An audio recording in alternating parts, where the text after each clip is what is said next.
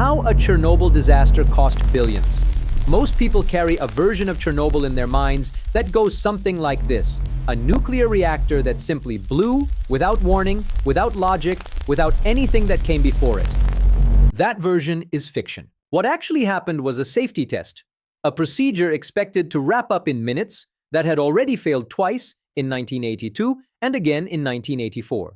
On its third run, it held for exactly 36 seconds before the button engineered to save everything instead did the opposite. Here is what those 36 seconds actually cost the world. At 1:23:04 on the morning of April 26, 1986, a reactor operator named Leonid Topchunov shut the steam valve feeding the turbine at reactor number 4 of the Chernobyl nuclear power plant. It was an unremarkable action. Nothing about it announced itself as the first move in a catastrophe. The test being conducted that night had a narrow, well-defined purpose. Engineers needed to determine whether a turbine still spinning on residual momentum after a power failure could produce enough electricity to keep the cooling pumps alive during the 60 or so second window between a blackout and the point where the diesel backup generators could take over. Spoken aloud, it sounds like a technical footnote, the kind of thing no one remembers. Nobody standing in that control room in the stillness of the early morning hours had any particular reason to sense that history was being made around them. Then 1:23:40 arrived, 36 seconds after the test had started, and senior engineer Alexander Akimov watched the power readings climb in a way that was not going to be reasoned with. He slammed his hand down on a red button labeled AZ5, the reactor's emergency shutdown mechanism. That button was engineered to drop 211 control rods into the core and extinguish the reaction on the spot. What it did instead revealed something no one in that room had ever been informed of. The lower ends of those rods were fitted with graphite tips, and as they descended, those graphite sections accelerated the reaction before the boron portions above them could bring it under control. Within seconds, the reactor's output exploded to somewhere around 100 times its designed capacity. 2 blasts tore reactor 4 open. The 1,000-ton reinforced steel and concrete cap that had been sitting over the reactor launched into the air like something thrown away. And just like that, the most expensive industrial catastrophe in recorded human history was no longer something that might happen. It was already happening.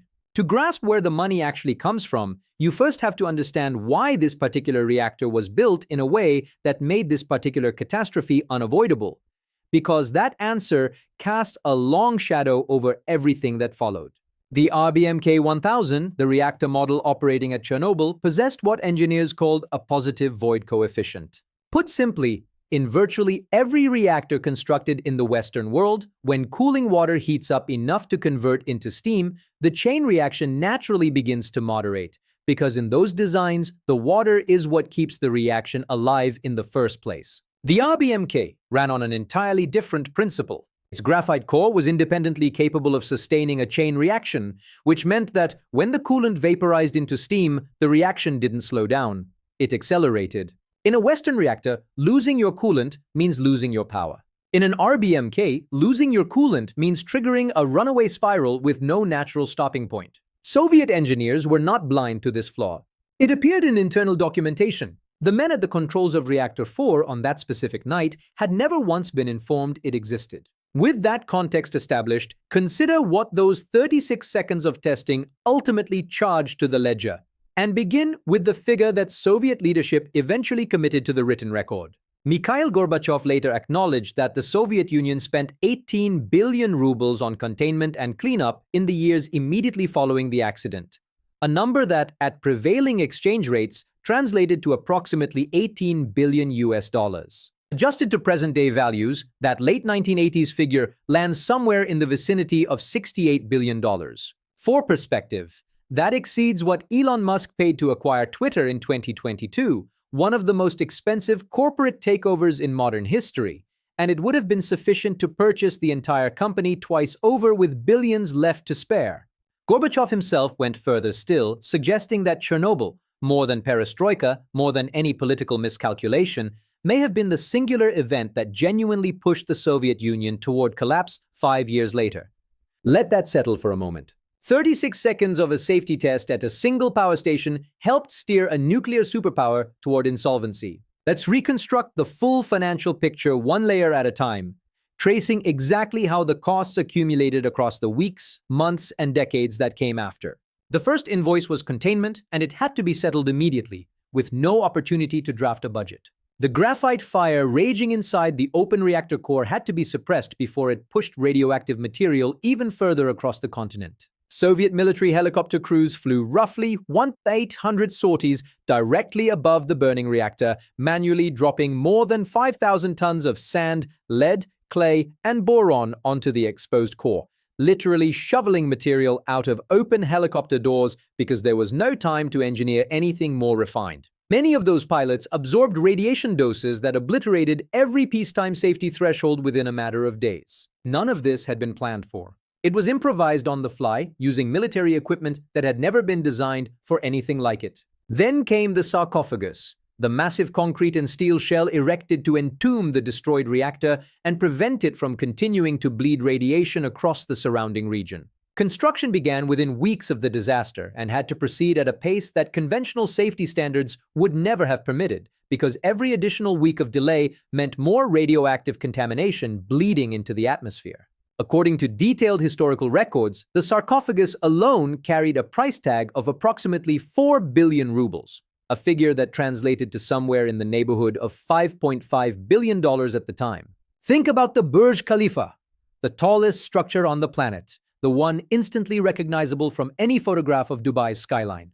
That tower cost roughly $1.5 billion to build. The sarcophagus alone cost more than 3 of those, assembled over months rather than years, under conditions no construction workforce had ever faced. It went up at breakneck speed beneath lethal radiation levels, with workers rotating through in shifts measured in minutes rather than hours, simply to cap each individual's exposure. And here is the detail that almost no one factors in when they imagine the story concluding with the sarcophagus sealed. It was never intended to be permanent. It was an emergency patch, thrown together under crisis conditions, and it began cracking and degrading within years of its completion. And that brings us to the second structure, the one that had to be erected decades later, because the first was coming apart at the seams. By the early 2000s, engineers were sounding urgent alarms. The original sarcophagus carried a real risk of catastrophic collapse, an event that would have sent another surge of radioactive wreckage spreading across the surrounding land. The answer was the new Safe Confinement, an enormous steel arch wide enough to fit the Statue of Liberty standing at full height inside it, assembled off to one side, and then inched along rails directly over the deteriorating original structure, representing one of the largest intentional movements of any man-made object ever documented. The arch alone carried a price tag of roughly 1.5 billion euros, something in the neighborhood of $1.7 billion at the exchange rates of that era, approximately what it cost to build Allegiant Stadium in Las Vegas, home of the Raiders, and host of a Super Bowl, complete with its seating, lighting, retractable field, and everything that comes with it. Except this multi-billion-dollar structure wasn't built for crowds to pour in on a Sunday afternoon. It was built to sit empty in perpetuity, locking away something no living person would ever be permitted to see up close again. But the arch was merely the centerpiece of a far broader undertaking called the Shelter Implementation Plan, which coordinated more than 300 separate sub-projects, all dedicated to decommissioning the site and securing its safety for the long haul. Pulling that funding together was anything but straightforward. At an international donor conference held in Kiev in 2011, marking the 25th anniversary of the disaster, governments from across the globe pledged $788 million toward the shelter, a number that fell conspicuously short of the $1 billion target Ukraine had been counting on from that single event. The full shelter implementation plan, ultimately bankrolled by more than 45 nations and administered by the European Bank for Reconstruction and Development, landed somewhere between $2.3 and $2.7 billion in total. That is one steel roof, paid for in installments by nearly the entire developed world, completed 3 decades after the original catastrophe, built for the sole purpose of continuing to contain a mistake that took 36 seconds to make. Now let's turn to the people, because the human relocation costs are where this bill starts to become truly staggering. Pripyat, a city conjured out of bare earth specifically to house the workers of the Chernobyl plant and their families, was condemned to total abandonment. Close to 49,000 residents were loaded onto buses within roughly 36 hours of the explosion, told at the time that they were leaving only temporarily, that a few days' worth of belongings was all they needed to bring. Not a single person who boarded those buses ever came back to live there. In the years that followed, the exclusion zone pushed outward dramatically as scientists charted the true reach of radioactive contamination, which refused to settle into any neat perimeter and instead wandered unpredictably, carried wherever the winds happened to be blowing while the reactor kept burning. When it was all tallied, more than 350,000 people across Ukraine, Belarus, and Russia had been permanently ripped from their homes. Each of those displacements meant new housing had to be erected elsewhere, compensation packages had to be assembled, and entire communities, farms, schools, local economies built up across generations, had to be reconstructed from the ground up in unfamiliar places, frequently for people who had no interest whatsoever in leaving the only home they had ever known. Then there is the question of the cleanup workforce itself, the people the Soviet Union designated as liquidators. Somewhere between 600,000 and 800,000 individuals, drawn from every corner of the Soviet Empire, took part at some point in the remediation effort at Chernobyl in the years following the disaster. Among them were helicopter pilots, soldiers who shoveled radioactive debris off the reactor rooftop by hand in shifts capped at 40 seconds, and the engineers who erected the sarcophagus over the destroyed core. The overwhelming majority were conscripted military reservists and civil defense workers, paid modest wages to perform extraordinarily dangerous labor, and a great many were never properly tracked afterward for long-term health monitoring. That failure produced its own cascading cost, one governments are still working to cover today, decades later, in the form of disability payments and ongoing medical care programs that show no sign of winding down. What looks like a single catastrophic event on the surface reveals itself, once you move past the immediate price tag, as something far more stubborn, a permanent line item that entire nations are still paying down. In Ukraine alone, Chernobyl-related government expenditures have reliably swallowed somewhere between 5 and 7% of the national budget every single year.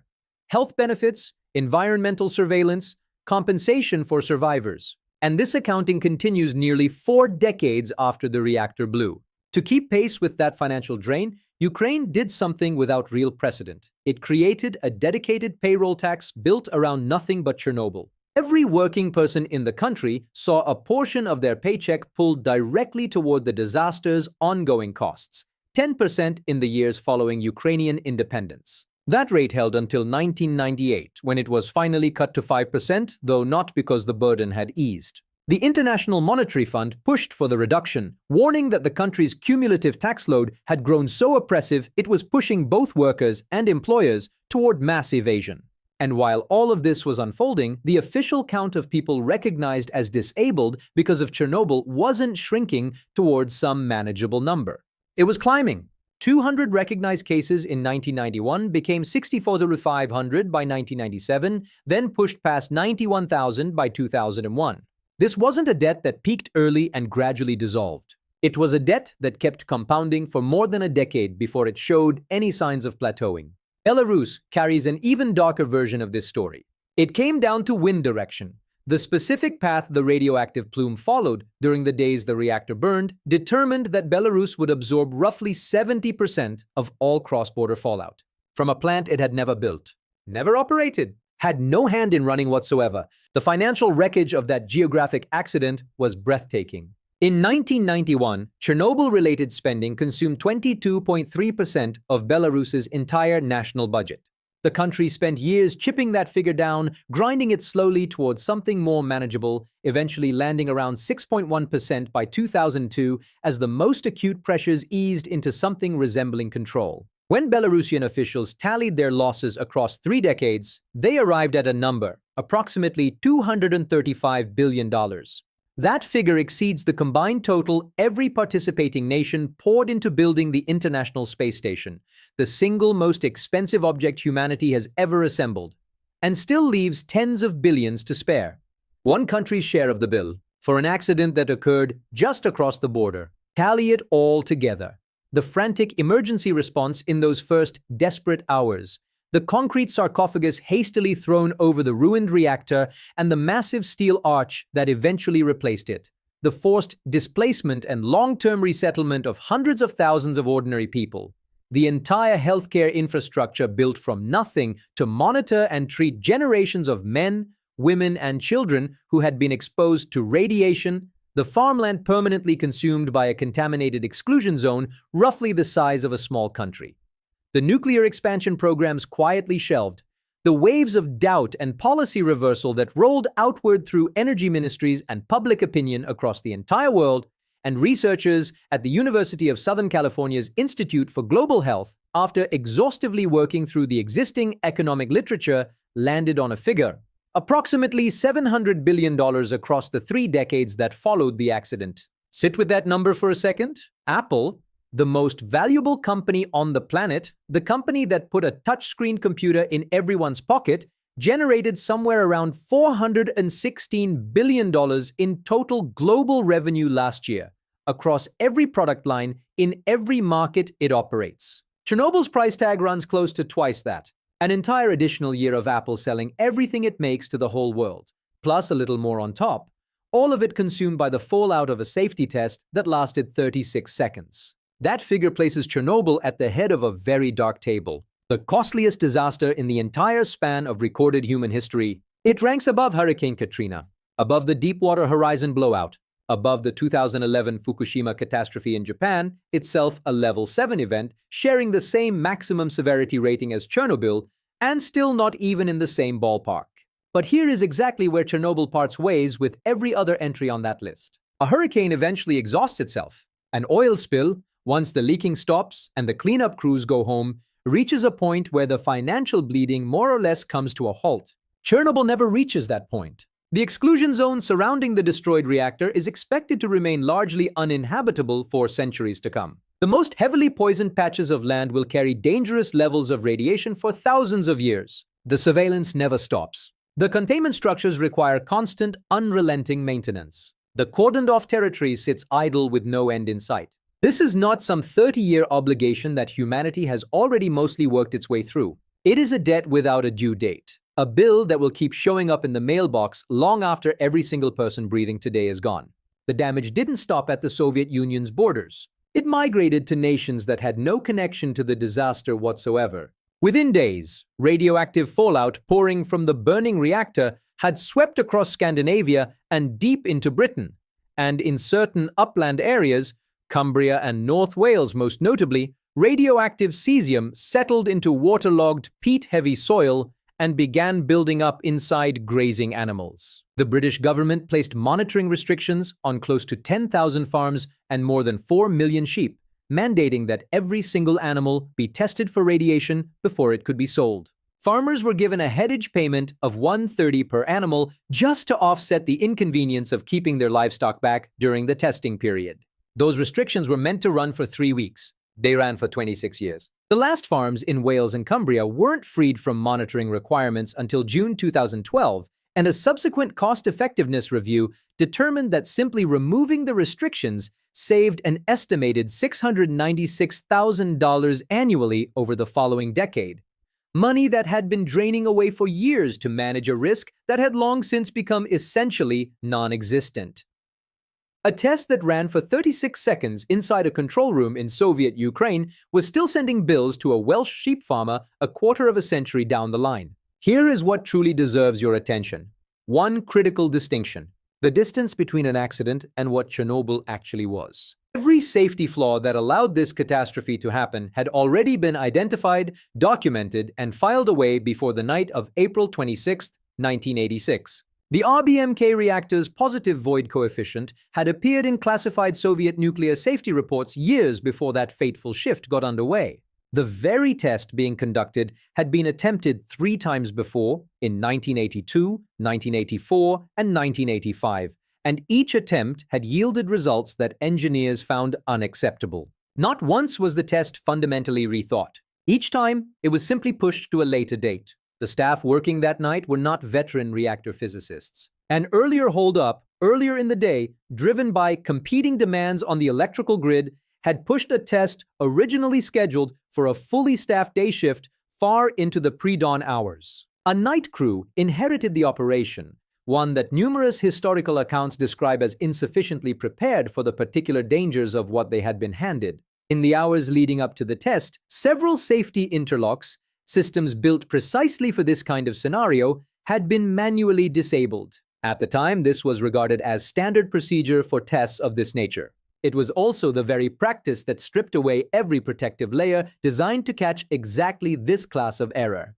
None of that transforms any one individual into the story's obvious villain. What it does mean is that the toll exacted at Chernobyl was not the toll of nature behaving in ways no one could have predicted. It was the toll of a known, documented, previously observed risk that had been managed through paperwork and protocol rather than through any genuine re-examination of the underlying problem.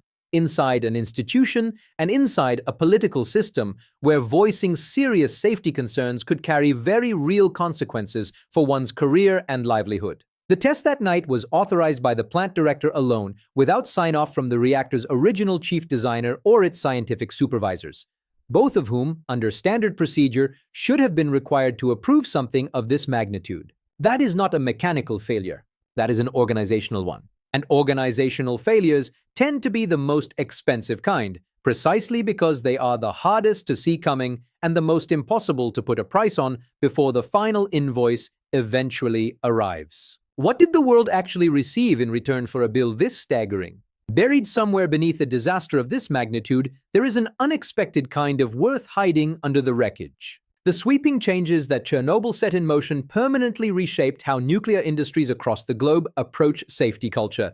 The understanding that safety isn't simply a mechanical ritual of checking boxes and layering backup systems on top of one another, but an organizational philosophy grounded in honest dialogue, one where frontline workers can raise concerns without putting their livelihoods on the line. The International Atomic Energy Agency launched a thorough overhaul of its safety inspection and review structures as a direct consequence of what transpired on that April night. Every RBMK reactor still running anywhere in the world was retrofitted with engineering fixes aimed precisely at the design vulnerability that had triggered the explosion in the first place. And the profound psychological wound left on public confidence in nuclear energy quietly rewrote energy policy across dozens of nations over the 3 decades that followed, driving construction slowdowns that certain economists believe pushed several countries deeper into the embrace of fossil fuels. An ironic and expensive footnote to a story that was already nearly impossible to fully comprehend in purely financial terms. Among all the cost categories that deserve careful examination, this particular one occupies a league of its own, both because the estimates fluctuate more dramatically here than anywhere else, and because arriving at accurate figures matters considerably more than generating a number sensational enough to capture attention. The immediate death toll from the disaster itself is reasonably well documented and, in absolute terms, relatively contained. 2 plant workers lost their lives on the night of the explosion. In the weeks that followed, 28 additional emergency responders succumbed to acute radiation syndrome, according to United Nations data. The figure that balloons significantly and sparks far greater controversy is the one connected to long-term cancer mortality, spreading through exposed populations across Ukraine, Belarus, and Russia over the decades that unfolded afterward. The World Health Organization's most frequently cited projection places the eventual tally of radiation-induced cancer deaths at roughly 4,000 additional fatalities among the most severely affected groups, though a number of independent researchers and advocacy organizations have pushed back against that figure, arguing it falls short of capturing the true magnitude of the harm given how challenging it is to track cancer rates across such a vast population over such an extended period. That uncertainty is no minor detail tucked away in a footnote. It is, in reality, the single greatest reason why total financial assessments of Chernobyl vary so drastically from one study to the next, because the health-related costs, encompassing long-term cancer treatment, disability compensation, and continuous medical monitoring for hundreds of thousands of individuals, represent by far the largest slice of the overall bill. They make the expenditure on concrete, steel, and the entire resettlement program look negligible by comparison. When the USC Institute for Global Health released its widely cited $700 billion estimate, the institute's own director was careful to point out that health spending accounted for the overwhelming majority of that total, precisely because those costs unfold across entire lifetimes, and in certain cases, extend into the generation that was born after the catastrophe. That is exactly why cost estimates vary so wildly depending on who is running the numbers and across what span of time. Belarus's own government arrived at a figure of $235 billion, yet that calculation only captured damage contained within its own borders. The Soviet Union's original estimate of 18 billion rubles covered nothing past the first several years of emergency response and cleanup, a number put together before anyone truly understood what resettlement programs and generations of sustained medical care were actually going to demand. The $700 billion figure is the one trying to render the full 30-year picture across all three affected nations, absorbing downstream consequences like abandoned nuclear expansion plans and agricultural output that simply ceased to exist. None of these figures are incorrect. Each one is answering an entirely different question, and that fact alone reveals something fundamental about disasters operating at this magnitude. There is no final bill. There is only a running tally, perpetually revised as more years pass and more of the real damage drags itself into the open. Pripyat, the city constructed specifically to house 49,000 plant workers and their families, still stands today, locked at the precise moment its residents walked out the door. Apartment blocks, a school, an amusement park scheduled to open just days after the explosion that never welcomed a single visitor. All of it remains inside the exclusion zone, quietly being swallowed by the forest advancing from every direction. The city has become an unlikely case study in what genuinely happens when a fully functioning urban environment is hollowed out in a single night. In recent years, a modest but consistent licensed tourism industry has grown up around visiting the site, a strange final chapter for a disaster that continues even now to generate its own peculiar economic life, however small it registers against the enormous ledger of everything else. Place everything side by side and the contrast becomes almost impossible to absorb. On one side, 36 seconds, the distance between a routine turbine test being set into motion and the moment another operator understood that something had gone beyond any point of return. On the other side, somewhere in the neighborhood of $700 billion, a nuclear exclusion zone that will remain closed to ordinary human life longer than written history has existed across most of the planet,